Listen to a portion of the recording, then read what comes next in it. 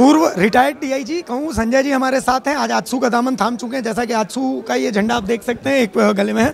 Sanjay sir, आप एक ऐसे आईपीएस अधिकारी रहे, मतलब जेपीएस के अधिकारी रहे, जिनके बारे में कहा जाता है मतलब हमेशा छवि हमेशा स्वच्छ रही है और हमेशा सौम्य भाषा इस तरीके से, लेकिन एक ऐसे इतने गुणन करने वाले अधिकारी को, पुलिस अधिकारी को, पूर्व पुलिस अधिकारी को आजसू ने कैसे खींचा अपनी तरफ? मतलब ऐसी कौन सी चीज़ है जो आपको आजसू की तरफ खींची? इसका यूथफुलनेस, इसका यौवन, इस पार्टी की युवा सोच और महिलाओं के प्रति जो इनका कमिटमेंट है वो हमेशा से आकर्षित करती रही है।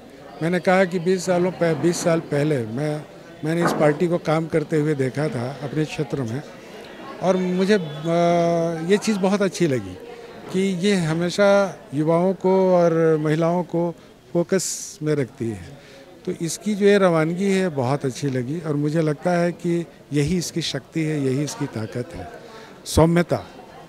आपके साथ मैंने देखा कि पीछे एक भीड़ थी और वो भीड़ युवाओं की थी, बहुत विश्वास से आपके पीछे पीछे चल रहे थे। तो युवाओं को लेकर के कोई प्लान मतलब क्या है? सवाल युवाओं को अपने पीछे चलते हुए देखने का नहीं है, सवाल ये है कि कैसे हम उनके साथ होकर निकल चलें।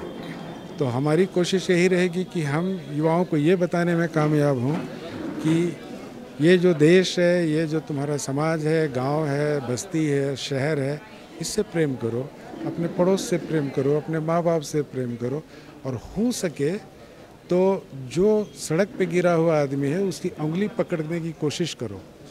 जब उसका हाथ थामोगे तो यकीन रखो कभी तुम्हारी ज़िंदगी में बुरा वक्त आएगा तो 4 लोग हमेशा तुम्हारे हाथ को थामने के लिए रहेंगे।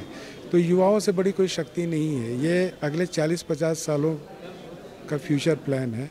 50 सालों में ये जो युवा हैं, 50 सालों तक, आज का जो 12-15 साल का बच्चा है, अगले 40-50 सालों तक इस युवा इस देश की दशा और दिशा का निर्धारण करेगा। झारखंड में सबसे बड़ी चीज़ ये है, आप तो चूंकि झारखंड को बहुत करीब से देख रहे हैं, नेता अलग होते हैं, बुद्धिजीवी नेता अलग होते हैं, आप बुद्धिजीवी नेताओं की श्रेणी में आते हैं। जेएसएससी पेपर लीक, रोजगार न मिलना, युवा मतलब चारों तरफ से पिस रहा है। आप जिस पार्टी में आए हैं, सुदेश महतो को मैंने देखा कि उन्होंने विधानसभा में दोनों तरफ से चर्चा हो रही थी कि हेमंत सोरेन को जेल ठीक भेजा गया, एक तरफ बोला जाता गलत भेजा गया। ऐसे में सुदेश महतो खड़े होते हैं, बोलते हैं कि नहीं पहले जेएसएससी पर चर्चा कीजिए, पेपर लीक पर। तो आप उस विचारधारा से जुड़े हैं, तो उस विचारधारा को आप कैसे मैच करेंगे? ये बिल्कुल साफ बात है कि बहुत मुश्किल से आज के ज़माने में सरकार का मतलब होता है नौकरी, और नौकरी का जो प्रोसीजर है अगर उसमें कोई लैप्स आता है, उसमें कोई ऐसी त्रुटि दिखाई पड़ती है जिसके कारण हजारों लाखों युवाओं का भविष्य अधर में लटक जाता है, तो निश्चित रूप से चिंता का विषय है।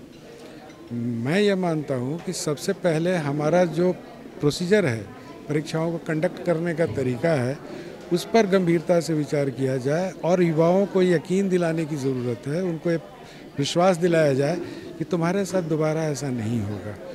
जो चीज़ें घट गई हैं, एजेंसीज़ हैं उनकी जांच करेंगी, कुछ लोगों को सज़ा होगी, मगर उससे जो मामूली जो लड़का है जो पिछले 4 साल 5 साल से पढ़ाई कर रहा है, उसके जीवन पे फ़र्क नहीं पड़ता। जीवन पे फ़र्क तब पड़ेगा जब रेगुलर परीक्षाएं हों, रेगुलर वैकेंसीज निकलें और समय के हिसाब से परीक्षाएं कंडक्ट हों और जल्दी से उनका रिज़ल्ट आए, ताकि जो हमारे नौजवान हैं वो भटके नहीं।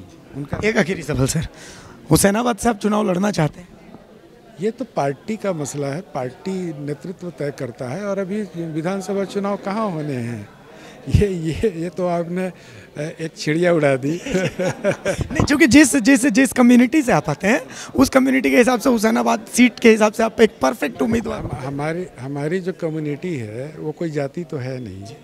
हम लोगों ने पुलिस में काम किया है, 25-26 साल होता है कि वहाँ कोई कम्युनिटी या कास्ट नहीं होता, नहीं हमारी नज़र में कोई कास्ट या कम्युनिटी होता है। ईश्वर ने ऐसी कृपा की है मुझ पर कि मैं एक पुलिस ऑफिसर रहा है, एक सक्सेसफुल पुलिस ऑफिसर मानता हूँ मैं।